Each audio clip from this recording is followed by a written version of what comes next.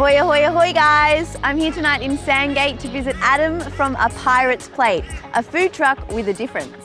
Let's go and see what he's cooking up.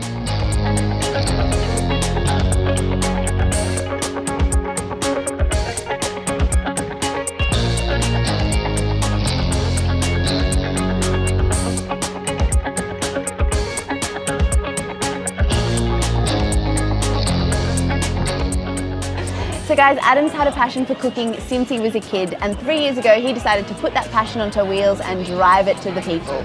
Or rather, I should say, sail. The pirate theme is running strong here tonight. The main dish was called a Walk the Schnitz Plank. It's chicken schnitzel served with fresh homemade Dill Aioli and chips. To find out what the flavours are for yourself, check out where Adam's next moored at thepiratesplate.com.au or book him for your own brewery, bar, event, function. From the plates to the pirate himself, it's a treasure you don't want to miss.